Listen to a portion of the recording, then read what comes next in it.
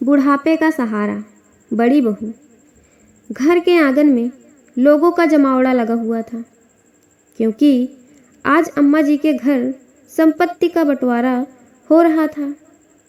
यूँ तो किसी के घर का पिता की मृत्यु के बाद बंटवारे का तमाशा देखने को लोगों के मनोरंजन का केंद्र बन जाता है, मगर यहाँ बात कॉलोनी की उन अम्मा जी के घर की थी जो अब तक बेटे बहुओं की तारीफ करते हुए नहीं थकती थी। आखिरकार घर और संपत्ति का 3 भाग में बंटवारा तय हुआ। एक भाग बड़े बेटे बहू का, दूसरा छोटे बेटे बहू का, तो तीसरा भाग अम्मा जी का बंटवारे की तय हुआ। बंटवारे की कार्यवाही लगभग पूरी हो चुकी थी। तभी लोगों में से एक ने तंज कसते हुए कहा, कहो अम्मा, अब तुम छोटी बहू के साथ रहोगी या बड़ी बहू? अब तो बंटवारा हो गया, तुम्हें किसी एक को चुनना ही होगा। अपनी बड़ी बहू के साथ सीधा शांत उत्तर देकर अम्मा बड़ी बहू की ओर प्यार से देखने लगी। आंगन में जमा आसपास के लोगों के साथ साथ बाकी एकत्रित रिश्तेदार आश्चर्य से अम्मा जी को देखने लगे। तभी पास पड़ोस की एक महिला बोली, पर अम्मा, रोज़ तो बड़ी बहू तुमसे नाराज़ हो जाती है, फिर भी उसके साथ, जबकि छोटी वो तो तुम्हारे लिए कभी साल, कभी तुम्हारे चलने के लिए लाठी, कभी मिठाई वगैरह लाकर तुम्हें देती है, फिर भी।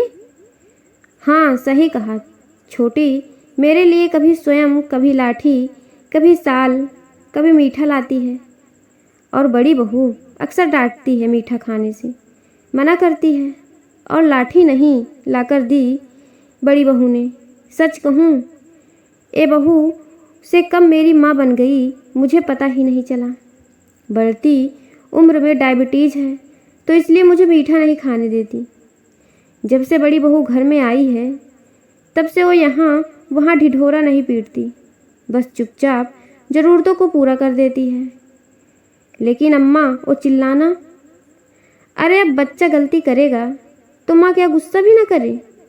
इसे भी अपने बच्चे की तरह मेरी चिंता रहती है। मैं समय से दवाई ना लूँ या खाना ना खाऊं तो कब तक शांति से बोलेगी? कभी तो गुस्सा आएगा ना। और जानती हो, जो तुम लाठी की कह रही थी ना, इसलिए ये मुझे अकेले नहीं चलने देना चाहती। ये भली बात जानती है कि यदि मैं गिर गई तो इस उम्र में हड्डियां नहीं जुड़ती, इसलिए खुद मुझे लेकर चलती है। कहते हैं बुढ़ापे में बेटा माँ बाप की लाठी बनता है, मगर सच है कि बुढ़ापे की असली लाठी बहू होती है।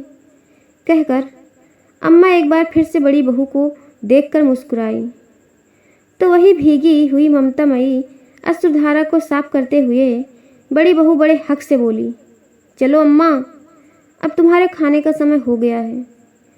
जहाँ वहाँ उपस्थित सभी लोगों के चेहरे पर मुस्कान आ रही थी, तो छोटे बेटे और बहू को समझ आ चुका था, प्यार और ममता दिखावे और ढिंढोरे से नहीं, बल्कि हृदय से और अपनेपन से होता है।